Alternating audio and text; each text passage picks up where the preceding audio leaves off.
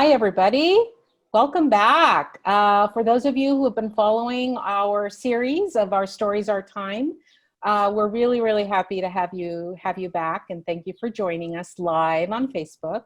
I'm Carolina Quesada with the Nonprofit Partnership, welcoming you to another interview in our series. And in this series, we interview nonprofit leaders to understand how the COVID-19 pandemic is impacting their work and is impacting the work of their teams. And by way of telling our stories, what we're really doing is we are chronicling our experience. We're creating our own history here on what happened during this time. And honestly, on what we know is really taking place in our own communities and in our organizations. So again, if you're watching us live, welcome. We encourage you to leave any comments for our guest, who I will be introducing in just a second, or any questions. We would love to integrate any of your comments or questions into our conversation. And if you want to say hi to Marisa, please do stop by and do so. So today we are absolutely thrilled to welcome the executive director, the new executive director of the Long Beach Community Action Partnership, Marisa Semense. Marisa, welcome. We are so thrilled to have you here with us today. Thank you. Thank you, Carolina. I'm very thrilled and very honored to be a part of this. And I've been looking forward to it since I've been invited. So thank you. Thanks. And you know, Long Beach Community Action Partnership is a really important organization, not just in our city, but in our region as well. So can you tell us a little bit more about what LBCAP does for those who are not very familiar with your services? Absolutely. So Long Beach Community Action Partnership is actually a community action agency. We are one of 1,100 throughout the nation. And I say that with great pride because it feels really good to be a part of a larger entity, to be part of a larger network, to know that we have sister agencies throughout the nation that are supporting each other. The other thing that's really important about being a community action agency is our funding actually really allows us to streamline our services to what the community needs. So when you look at the programs that we offer energy assistance, so we help people pay their utility bills. In addition to that, we will do basic weatherization in homes to improve the quality of life. We have our VITA program, the Volunteer Income Tax Assistance. We have our youth programs, which we operate 3 after-school programs through Long Beach Unified School District, as well as LAMP, which stands for Leadership Academy and Mentoring Program. That program is offered here on site, and we teach leadership through the arts. And then lastly, we operate PadNet, which is the public access channel for the city of Long Beach. So when you look at the services that we provide, there's not generally a nice little string that kind of ties them all together, but being a community action agency is that string, because we can look at, again, the gaps in what's being offered in our community and adjust our services around them. Absolutely. So, yeah, I love that. And then I also love the fact that being a community action agency, we are able to provide sub-grants to other community members, to community nonprofits, to enhance the programs that they're doing. You know, one of the things that we always say here is, you know, you can't be everything to everybody. You know, you can in some cases, but oftentimes you kind of fall short.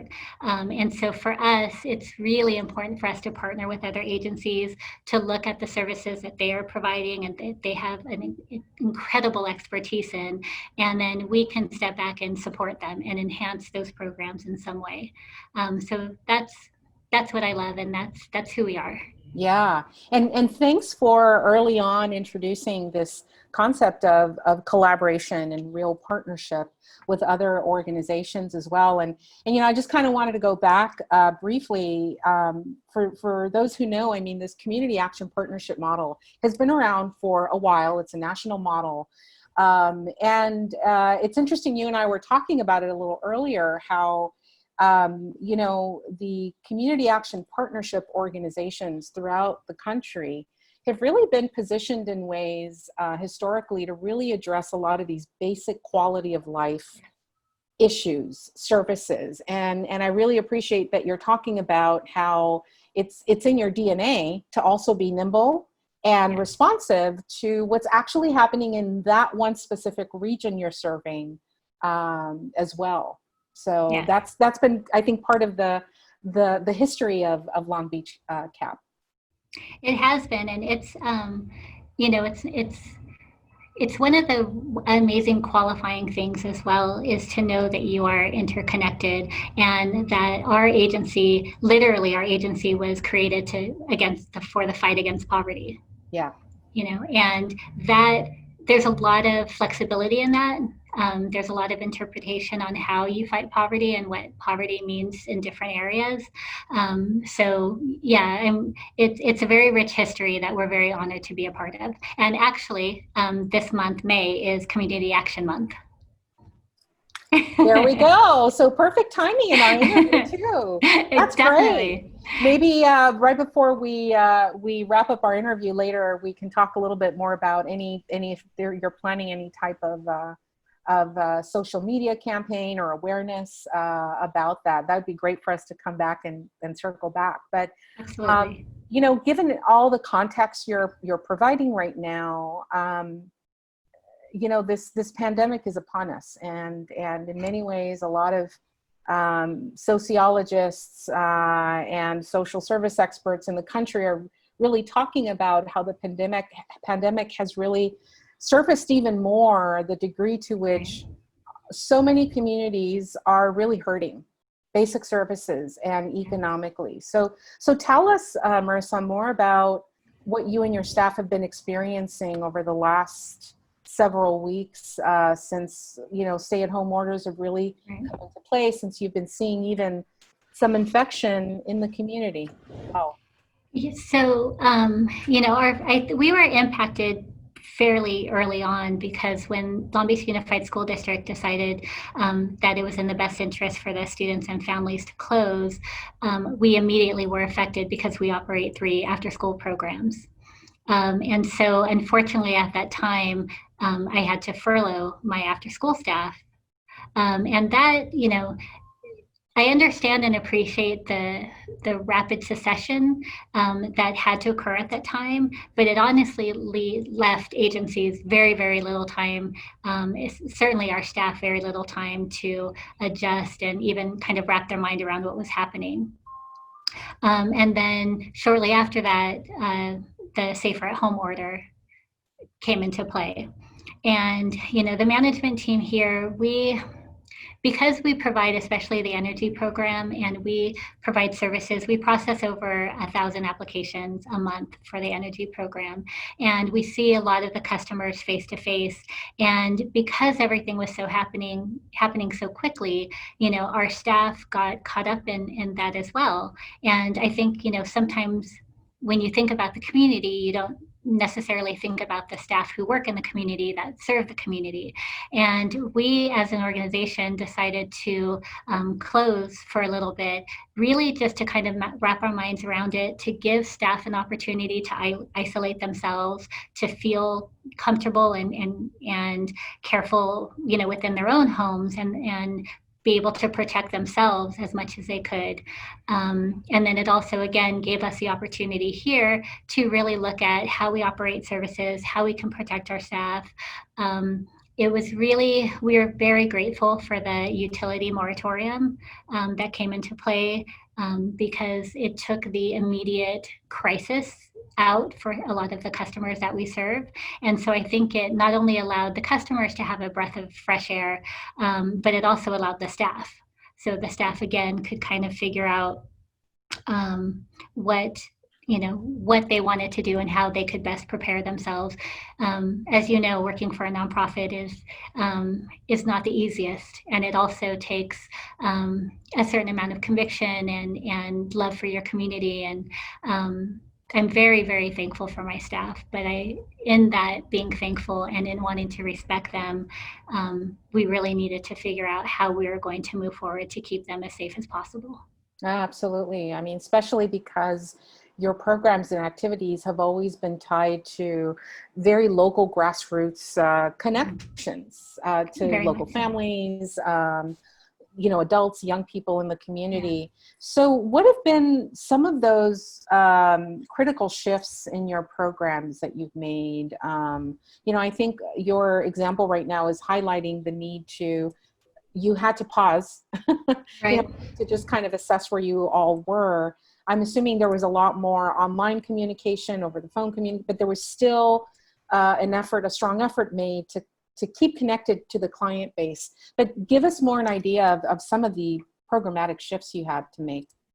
So immediately, for the management team, we created a program called, the acronym is SARA, and it stands for Community Economic Recovery and Reinvestment Alliance. Mm-hmm. And the SARA program allowed us to really kind of take a shift and look at emergency services.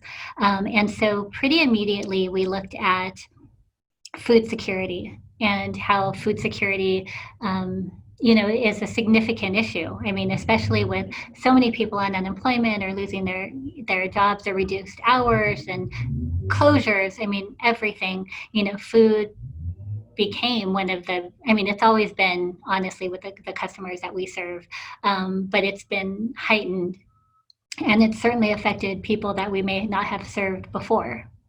And so as a result of that, we really looked into what we could do to address the food security issues. So our first immediate act was to reach out to our community partners. There are several partners that we work with, and a few that we have had connections with on the peripheral, but haven't actually worked immediately together. So we created a grocery voucher program.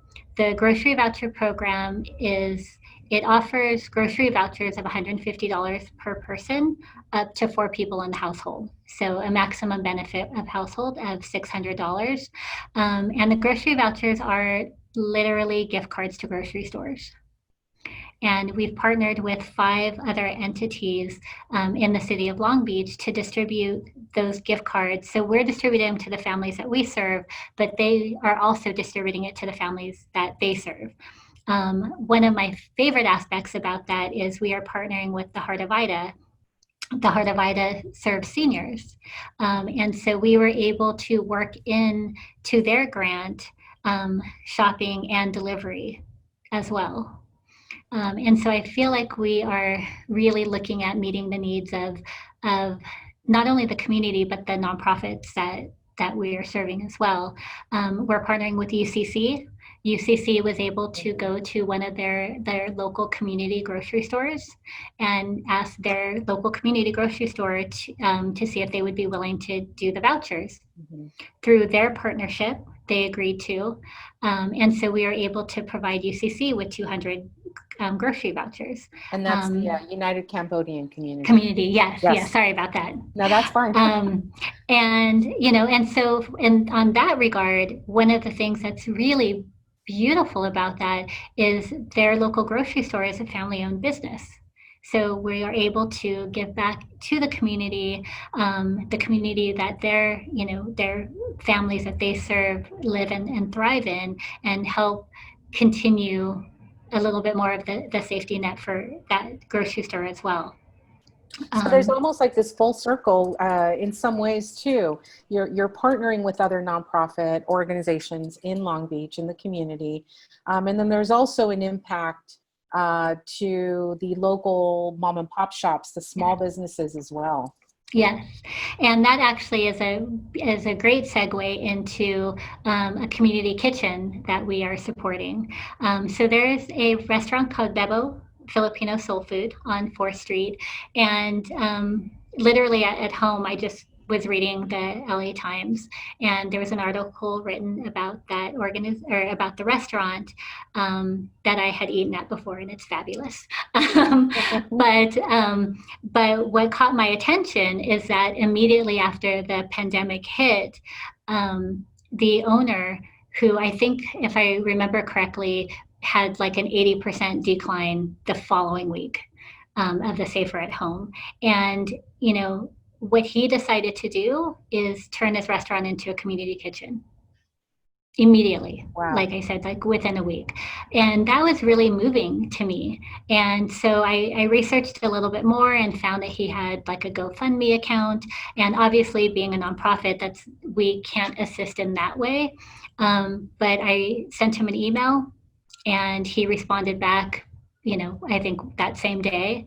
And through back and forth collaborations and talking with our funders, because we hadn't partnered with a for-profit agency before. We've always partnered with nonprofit agencies. But thankfully, because of the situation and the need and that's happening as a result of the pandemic, we were able to figure out an opportunity to work together. Now we are able to support them to provide 1,000 meals a month for the next 3 months. And they are partnering with the Filipino Migrant Center for distribution. So that is an agency that I hadn't worked with before. So again, and as you said, it was kind of full circle in that way. And then if I may, actually, I loved how you positioned this earlier, but to end the show, but for currently for Community Action Month, we're actually partnering with our sister agency, the Orange County the Community Action Partnership of Orange County has a food bank. And we are partnering with them, with Rex Richardson's office, with an organization called Power of One Foundation, and with Alpha Phi Alpha Fraternity. And we are actually this Saturday doing a food distribution for 1,000 families. Wow, that's amazing. So, So are you working with a whole cohort of volunteers? Are you driving to homes? Are people coming to you? What is that going to look like? so it is a drive-through Okay. distribution. And one of the other things that's been really great is we reached out to a lot of the same community partners and new community partners and gave them slots for them to register their families. Because again, we serve X amount of people. Yeah. But you want to make this available for everyone. Rex Richardson's office, they are taking the bulk because they're reaching out to District 9, which is where we're also located, to serve the families here. But working with other community partners and touching families that we may not have ever worked with, we've been able to offer an opportunity for them to register their families and come through the drive-through distribution on Saturday. The other thing that's really great is a lot of the nonprofits that we're working with are coming and picking up early. If they work with seniors or disabled, that don't have the capacity to come through this environment. So we created an opportunity for them to come before the event starts and do a mass pickup. So it's been very motivating and uplifting. One of the things that has been really amazing to me is this literally, I think, was maybe 3 weeks in planning. I had the idea, the Orange County Executive Director had the idea, Rex Richardson had the idea. We're all connected because I'm in Rex's office, and Gregory Scott, who's the Executive Director of the Orange County Community Action Partnership, knows Rex as well, and they're both from the same fraternity. So, I mean, it literally just kind of just magically happened. It happened. It came together. Yes. And LaShonda, who works actually for Orange County, but is a resident of Long Beach, she has been spearheading the collaboration. And, like I said, it's every meeting that we have has been really uplifting because everybody wants to step up. Everybody wants to do their part. And so, and again, for Community Action Month, I couldn't think of a better way to celebrate with our sister agency, who's literally on the border of our city. Yeah. Wow. And I really do hope that this is the kind of story, the kind of activity that's really getting picked up by local media outlets as well. We do need to highlight when collaboration works out, it really, comes together for the benefit of local families.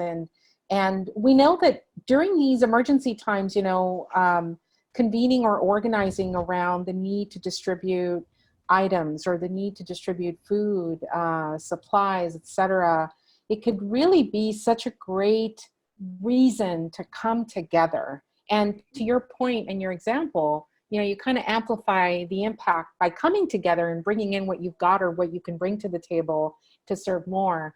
Marisa, as we do also look at, there's a lot of active conversations right now about reopening organizations, reopening operations in our organizations as well. What do you hope to see in collaboration as we move forward? That's a really good question, and I think it crosses over so many areas because, again, especially being a new executive director, I want to see our economy back up. I want to see stores reopen. One of the things that we've been able to do, especially with our food voucher program, is even though we can't offer our LAMP program right now, we've been connecting with our LAMP families and with the youth who have had previous experiences with the organization through the LAMP program. And, just connecting with them and hearing their stories and hearing how they're impacted. And, many of the students that are in our program, they work, and their working is literally a vital part of their household's economy. Yes. And because they have been impacted it's almost just, it's just an equal impact across the board. They've felt it in very different ways. So on one hand, of course, you want to see the community reopen. You want to see organizations and agencies and, stores just be able to repopulate. But at the same time, you want to make sure that your community is healthy. Yes. So I think the fact that, the city of Long Beach is doing their town halls and they're having conversations about what reopening might look like. The fact that PG Win actually convened a network call for other service providers, pretty immediately also after the pandemic hit, and then other, workforce investment networks kind of meeting together. It's really been powerful to see the collaborations. And I think from my perspective, I would just like to see those collaborations keep going. I think it's so, it obviously hindsight's 2020, but sometimes it's so easy to fall back into a routine. Even something as traumatic as this, and we think, oh, this is going to change our world forever. It's so easy, and it's such human nature to fall back into things. So, I hope that we don't fall totally back in regards to, kind of being caught up in what we do and who we serve individually, and stay connected in that way. Thank you so much for bringing that point up, because I think that the intentionality of how we do come back together, it's all in the intent. It's all in understanding, like I think you're illustrating, Marisa, that when we do come back, we may have to come back a little differently. Right. And we're so pleased to hear that, Long Beach is so well represented by you in all of these different coalitions and groups, because quite honestly, we too are hearing quite a bit of how issues of equity and who's at these tables making decisions about resources or even systems changes is so critical, right? And so important. So thank you so much for really highlighting that. And, let me just take a quick moment to let you know that Puente Latino Association is watching. So thank you so much for joining us, Puente Latino Association. And they wanted everyone to know that they have reserved 50 spots for families in need. So they just really want to thank LBCAP for moving forward with this event. And they're looking forward to ensuring that, their families get the much needed supplies that they need. And our good friend, Andrea Salsona, is saying hello. We're just so glad, there are some fans on here. So thank you so very much. She's actually a previous board member as well. Oh, that's wonderful. Yeah. Well, thank you so much for your support there, Andrea. So as we're getting closer to wrapping up here, Marissa, you know, time flies by when you're having fun. Fun is it? um, Give us more about what you would like, any parting thoughts or anything that you would really like to share with other, in particular, other nonprofit professionals in the city. I think, you know, one of the things that I was remiss in mentioning earlier is that being a community action agency, we actually did receive an allocation in the CARES Act funding.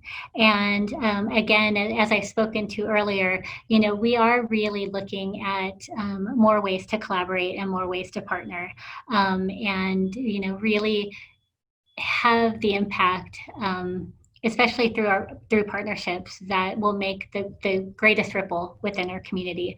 And so I think in that regard, you know, our funds are expected to come this summer. So, you know, I would love to work with more organizations. I would love to connect with, you know, individuals that we've never worked for that serve a population that's vulnerable, that unfortunately maybe hasn't hit my radar yet.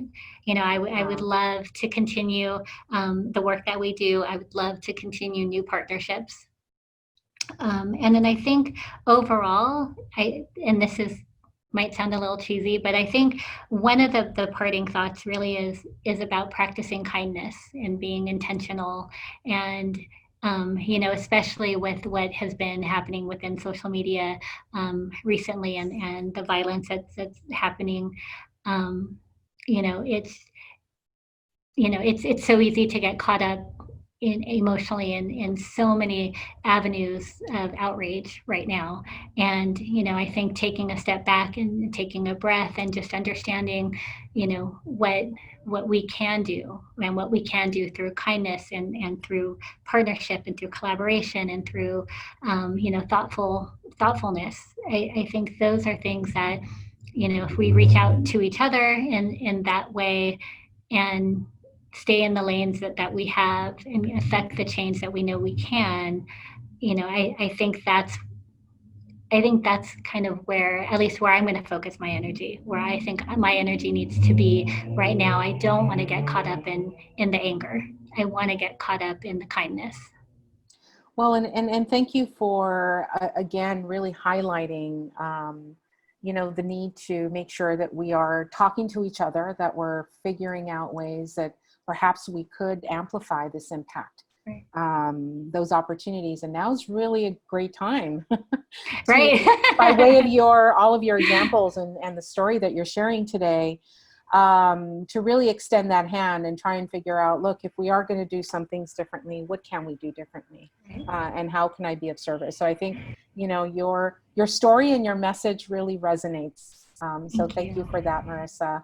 And then as we leave, can you just share with us any techniques or any approaches you use to really do self-care during these times that can be particularly stressful? For me, I actually oil paint. And so I've been allowing time in my schedule to sit down and paint, which is very healing for my soul. But 99% of my time is spent raising my 10-month-old puppy. And honestly, handful. yeah, she is the best self-care that I can imagine, because I have to be present with her at all times. She's a husky, so she's kind of crazy and Yes. amazing. Good So luck with yeah, that. yeah, I think, and then I also play video games. Okay. Hey, it's a balance of a lot of different things. Right. So, Marissa, for individuals who do want to get in touch with you, what is the best way to do that? The best way is probably to go to our website, www.lbcap.org.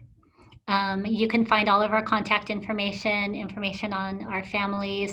My email information is there. You can email me directly. I think that's probably the best way to start the connections. Excellent. Thank you, everyone. And please be on the lookout for more activities and more news coming out of Long Beach Community Action Partnership. Marisa, thank you so much. We so appreciate your time today and look forward to connecting again with you. Thank you. Thank you Bye, very everyone. much. Thank you. Bye. Thank you.